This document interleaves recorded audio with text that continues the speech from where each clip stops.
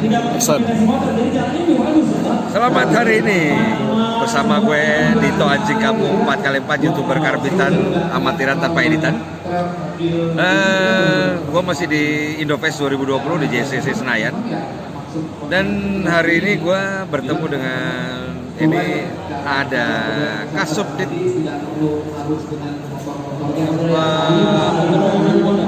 pengelolaan potensi. Nanti biar beliau sendiri yang menjelaskan. Maaf, memori gua terbatas. Lupa. Dan ada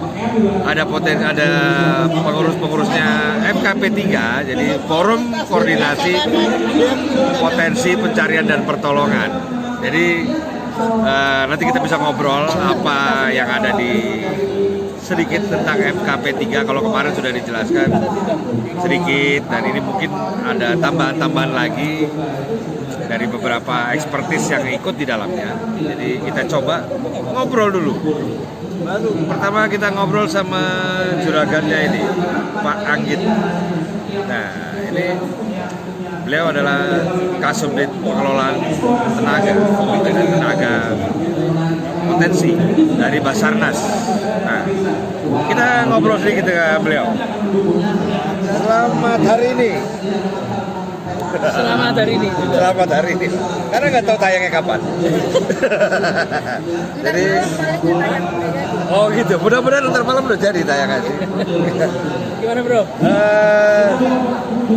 Kita pengen tahu nih Pak, lebih lanjut tambahannya, apakah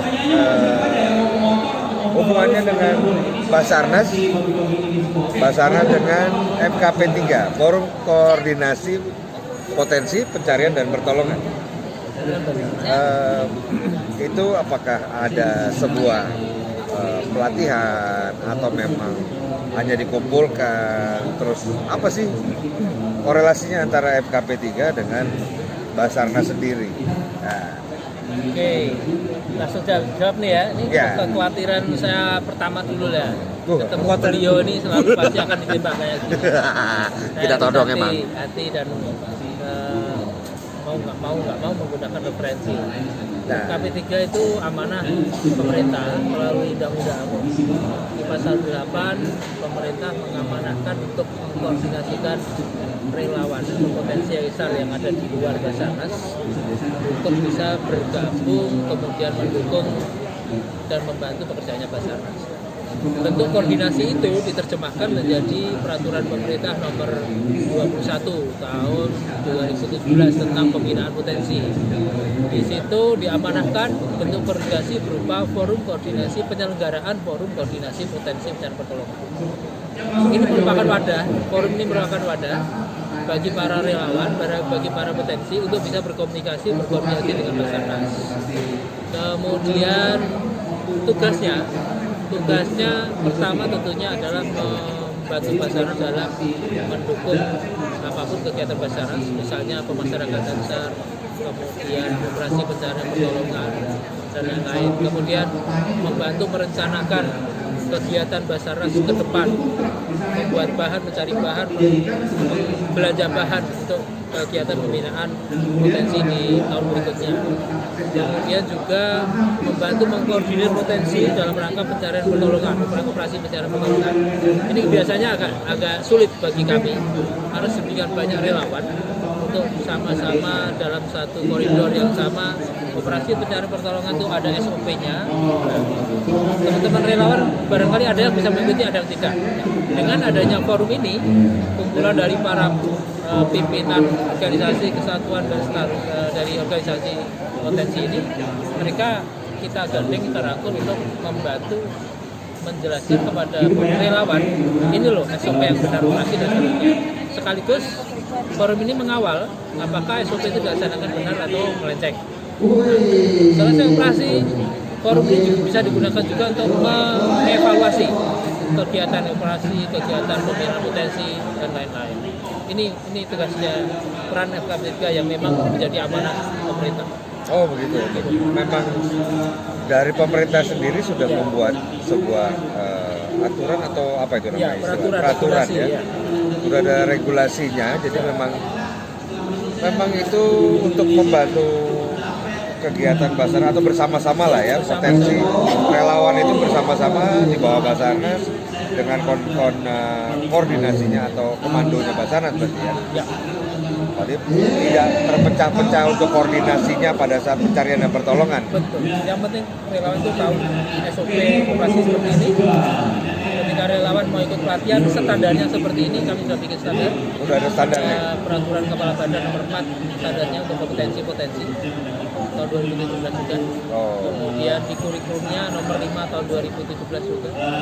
Kurikulum yang sudah dibikin. Kemudian relawan yang mau masuk ke lapangan ke dalam mendukung operasi harus jelas kompetensinya.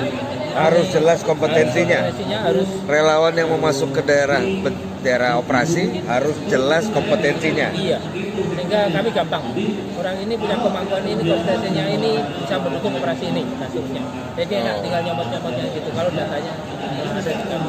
Kalau yang relawan tidak ekspertis, yang belum, bukan tidak lah. Oh ya, saya ya, pikir yang belum itu yang belum, saya pikir ya. Pada saat sebuah kejadian ya, tidak kami tolak, tetap tapi kapan kami rangkul, kami arahkan itu dapat membantu fungsi yang lain. Oh Kalau gitu. memang dia belum mampu belum ada tempatnya untuk masuk di ring 1, mungkin kami manfaatkan untuk fungsi pendukung. Bisa di posko, bisa membantu di dapur umum mungkin. Bisa di dapur umum untuk. Nah, dapur umum itu bukan untuk fungsi ya, tapi dapur umum untuk relawan itu sendiri, tim SAR itu sendiri. Tim SAR-nya. Iya. Oh gitu. Nah, kalau misalnya ada suatu kejadian, ini ada potensi atau relawan yang mau masuk ke daerah itu, harus ngapain dulu? Harus apa prosedurnya, seperti apa? Awalnya mereka harus ngapain? Berawal dari tentunya organisasinya sendiri. Dari organisasinya sendiri, seorang relawan atau sekumpulan relawan ini harus membawa surat tugas dari organisasinya. Surat tugas ini masuk ke posko yang ada di lapangan, ketemu orang Basarnas. Kalau dia kompetensi nyasar, masuk ke poskonya Basarnas. Kompetensi nyasar, bukan nyasar loh ya.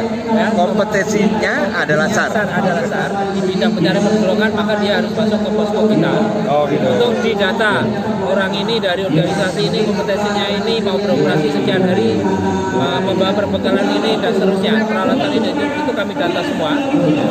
Dari situ nanti kami arahkan untuk kompetensi masing-masing ini, kalau memang itu yang kami butuhkan akan kami manfaatkan untuk di posisi yang signifikan. Tapi kalau ternyata dia kompetensinya tidak sesuai yang di kami, bukan kami tolak, sekali lagi kami manfaatkan untuk menjaga lain.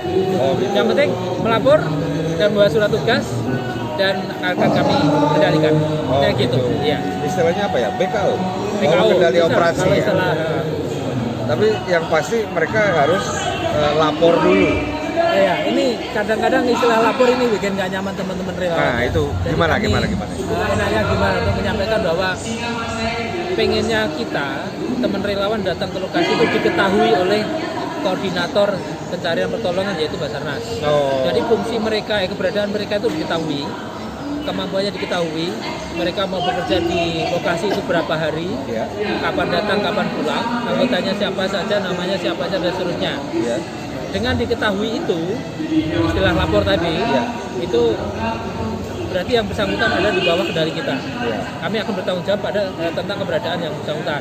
Sampai misalnya operasi ditutup, yang bersangkutan harus bisa kami arahkan. Bisa ditutup selesai, ada kami pulangkan. Seperti itu. Itu yang perlu diketahui teman-teman. Kalau datang tampak muka, pulang tampak punggung. Jangan tidak tampak. Kalau terjadi apa-apa, itu kan akan menjadi sebuah cerita yang jelek ya. Misalnya terjadi kecelakaan mungkin ya, ataupun hilang. Iya, bisa jadi kalau memang lapor diri mungkin ya, absen ya, bukan harus wajib lapor, tapi memang absen. Jadi mungkin itu harus dilakukan dulu ya untuk setiap potensi atau relawan yang mau bergabung. Bukannya mau apa-apa, tapi lebih ke pertanggungjawaban pada saat operasi, pertanggungjawaban manusia yang ada di area berbahaya kan ya. Karena ini adalah pencarian pertolongan itu adalah 7 hari pertama dan sampai 14 hari pertama ya. Pokoknya sampai 7 hari selesai. Oke. Tapi kalau itu lanjut 7 hari, maka berdasarkan kesempatan tim SAR yang bergabung, termasuk keluarga korban kita undang, termasuk termasuk juga aparat yang berwenang di wilayah itu kita undang, kita bahas bersama operasi sesar dilanjutkan atau dihentikan. Dilanjutkan kalau SOP Basarnas itu 7 hari plus 7 hari. Tapi kalau forum menyepakati 7 hari plus 3 hari ya kita ikutin forum itu. Tapi standar kita 7 plus 7 plus 7. Oh, plus 7 plus 7 Iya. sesuai Iya. yang di SOP kami seperti itu, tapi kalau forum menyepakati 3 hari saja, oke, tambah lagi 3 hari. Oh, jadi semuanya bisa dikondisikan. Bisa dikondisikan sesuai dengan, karena bicara perpanjangan itu bicara kos juga. Ya. Kos untuk relawannya, kos untuk biaya operasi saja dan seterusnya. Jadi pertimbangan itu dulu apakah efektif 3 hari atau sampai 7 hari. Oh. Itu kan harus dihitung. Nah, kalau sekarang ini kira-kira mungkin ada sedikit saran untuk potensi-potensi yang baru mulai atau memang sudah bikin komunitas tapi mungkin belum punya spesialis untuk pencarian dan pertolongan, mungkin dia lebih ke pasca setelahnya itu apa? Pasca ya, pasca itu untuk mengurusi pengungsi mungkin ya, dapur umum atau mungkin MCK dan lain-lain, tapi yang berhubungan dengan pencarian dan pertolongan, kira-kira ada arahan harus memiliki apa dulu nih Pak? Untuk teman-teman yang baru bergabung di dunia pencarian pertolongan, khususnya ya, karena relawan itu kan banyak sekali. Ada yang relawan punya kompetensi medis, relawan punya kompetensi dapur umum, pengungsian dan lain-lain. Kita bicara tentang relawan yang passionnya ada di search and rescue atau pencarian pertolongan atau SAR. Maka kami sarankan untuk membekali diri dengan kompetensi sesuai dengan passionnya dia, sesuai dengan kemampuan yang ada di dirinya. Sesuai pengennya Ya. apa? Bukan kalau bicara pengen, saya pengen semua. Tapi kalau iya, bicara iya. saya pengen, tapi saya hanya mampu di bidang ini, maka Basarnas sudah memberikan 7 jenis kompetensi. Nah, apa itu Pak? Jungle rescue, Ya. high angle rescue atau vertical rescue, water rescue, kemudian underwater rescue, kemudian di ketinggian di confined space rescue. Apa itu Pak? Confined space itu di tempat-tempat terbatas. Oh, ya, kayak runtuhan gedung gitu? sumur, Oh, ya, sumur. ya di sumur, kemudian di silo, atau yang itu ada di terowongan, itu confined space. Kemudian CSSR, collapse structure, search and rescue untuk yang gedung runtuh dan sebagainya. Oh. Kemudian yang terakhir adalah vehicle accident rescue untuk penanganan kecelakaan kendaraan. Oh, Nah, oke. itu yang lama IPK nomor 4 2017 itu yang kami tawarkan. Peraturan Kepala Badan nomor 4 itu Peraturan 7 Kepala jenis Badan. tadi yang kami tawarkan. Oke. Nah, silakan teman-teman yang punya passion ke sana Bisa masuk bisa masuk ke dunia itu. Ya, catatannya teman-teman di mana dia tinggal, di mana dia berdomisili, silakan merapat ke kantor Basarnas yang terdekat. Oh, Kansar ya? Iya, kantor SAR. Kantor SAR. Misalnya saya tinggal di Jakarta, berarti kami arahkan ke kantor SAR Jakarta yang ada di Cengkareng. Sesuai dengan domisili dia tinggal atau di mana dia bekerja barangkali, dia nyamannya di mana atau sesuai alamat KTP. Nah, silakan mendaftar dulu sehingga dengan namanya terdaftar, organisasinya terdaftar, pada suatu kesempatan ada pelatihan organisasi atau nama bersangkutan akan diundang. Sehingga ada punya kesempatan berlatih. Kemudian kalau sudah punya kompetensi tersebut, tentunya kami arahkan teman-teman untuk memahami bahwa bicara tentang operasi SAR itu harus ada aturannya, harus ada yang mengendalikan, harus ada yang mengkondisikan, ada yang diatur juga. Nah, pemahaman tentang undang-undang turun jadi peraturan pemerintah, turun jadi SOP-nya Basarnas operasi, misalnya itu harus dipahami juga. Kalau ini nggak dipahami nanti ya suka-suka kita. Saya jalan sendiri, mereka jalan sendiri. Nah, ini yang saat ini sering terjadi. Sebisa mungkin udah zamannya modern gini, orang modern adalah orang yang ngerti aturan. Jadi mari kita memahami aturan untuk bisa bekerja bersama-sama, bersinergi satu, mudah dikendalikan, mudah dikoordinasikan. Itu yang kami harapkan. Jadi itulah munculnya FKP 3 itu ya? FKP 3 akan mengawal itu semua. Apakah SOP itu dijalankan dengan baik, dipahami oleh masyarakat atau tidak. FKP 3 membantu mensosialisasikan. Oke. Nah, kalau nggak salah dengar kemarin Basarnas mendapatkan sebuah lolos ujian. Apa nih Pak? Lolos ujian apa nih? Ya, Basarnas alhamdulillah di 2019 lulus kualifikasi Insarak Internasional kelas medium. Apa itu Pak? Insarak itu apa? International Search and Rescue Advisory Group. Jadi itu perkumpulan dari organisasi search and rescue yang melakukan penanganan di pemukiman. Pemukiman terutama ketika akibat gempa, gedung runtuh, bangunan kolab dan sebagainya. Itu Insaraf yang sudah membuat manualnya dan itu menjadi satu konvensi internasional dan kami masuk, Indonesia masuk di situ. Begitu masuk untuk dapat bergerak tidak hanya di lingkup nasional, mungkin ke luar negeri dan sebagainya. Boleh ke luar negeri sekarang. Dengan masuk ke Insaraf itu berarti Basarnas punya punya lisensi untuk ke luar negeri. Jadi bisa Basarnas sudah boleh membantu untuk bencana di luar negeri.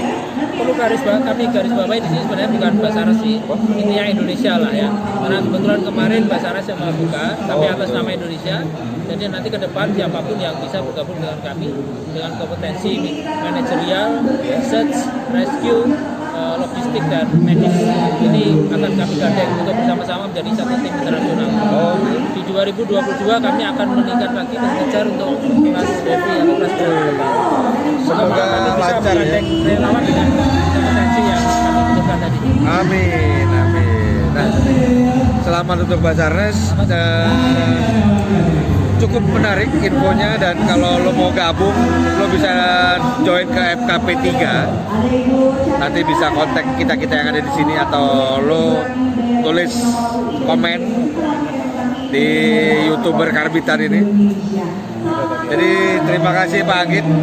Ini menarik sekali bahwa FKP 3 atau potensi dan relawan Basarnas pencarian dan pertolongan punya aturan-aturan yang harus dipatuhi, punya semua yang lo harus tahu basic-basicnya untuk lo mau ngapain pada saat di sebuah lokasi bencana pencarian dan pertolongan. Untuk sementara gitu dulu, nanti kita sambung lagi dengan yang lain.